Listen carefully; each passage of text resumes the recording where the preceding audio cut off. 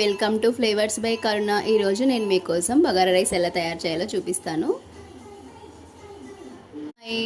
Welcome to flavours by కరుణ. ఈరోజు నేను మీకోసం బగారా రైస్ ఎలా తయారు చేయాలో చూపిస్తాను. చూడండి, దానికోసం కావాల్సిన ఇంగ్రీడియంట్స్ అయితే లవంగాలు, దాల్చిన చెక్క, యాలకులు, కొత్తిమీర, పుదీనా, కరివేపాకు, పచ్చిమిర్చి, ఆనియన్స్, బగారా ఆకు, ఇవన్నీ స్పైసెస్ అన్నీ వేయాలన్నమాట. నేనైతే 1 గ్లాస్ రైస్తో చేస్తున్నాను. నేను ఈ గ్లాస్తో చేస్తున్నాను. ఇది 1/2 కిలో గ్లాస్. ఈ గ్లాస్తో ఒక గ్లాస్ రైస్ తీసుకుంటున్నాను. అవి కడిగి నీట్గా పక్కన పెట్టేసుకోవాలి. ముందుగా ఒక గిన్నె తీసుకొని స్టవ్ ఆన్ చేసి 1 స్పూన్ నెయ్యి అయితే వేస్తున్నాను. చూడండి, 1 స్పూన్ నెయ్యి, కొంచెం ఆయిల్ కూడా యాడ్ చేస్తుంది దీంట్లో. చాలామందికి నెయ్యి స్మెల్ పడకపోవచ్చు, కొంచెం నూనె కూడా యాడ్ చేస్తున్నాను. కొంచెం అంతే, కొంచెం.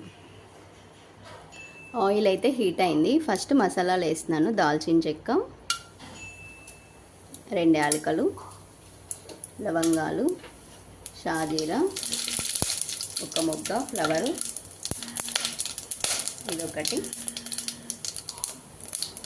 ఇది పచ్చిమిర్చి, బిర్యానీ ఆకు, కొన్ని ఆనియన్స్, కరివేపాకు, కొంచెం అంతా అల్లం వెల్లుల్లి పేస్ట్, కొత్తిమీర, కొంచెం కొత్తిమీర, కొంచెం పుదీనా. దీన్ని మంచిగా ఇట్లా బ్రౌన్ కలర్ వచ్చే వరకు కలుపుకోవాలి. ఒక 1 మినిట్ ఇలా బ్రౌన్ కలర్ వచ్చే వరకు కలపాలి.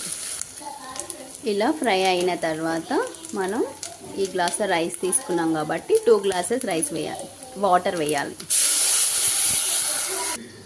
2 గ్లాసెస్ వాటర్ వేసుకొని, వాటర్ బాగా మరిగిన తర్వాత రైస్ వేసుకోవాలి.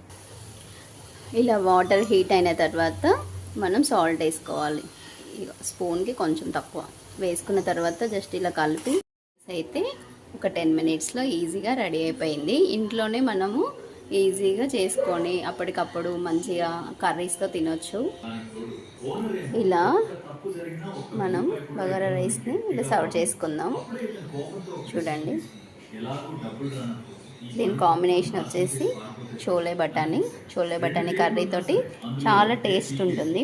మీకు కావాలంటే non veg, mutton, chicken, paneer ఏదైనా ట్రై చేయండి. ప్రజెంట్గా నా దగ్గర ఇది ఉంది కాబట్టి దీంతో ట్రై చేస్తున్నాను. ఇంకా ఇలాంటి రెసిపీస్ కావాలి అంటే మన ఛానల్ని సబ్స్క్రైబ్ చేసుకోండి. మీ flavours by Karuna. Thank you.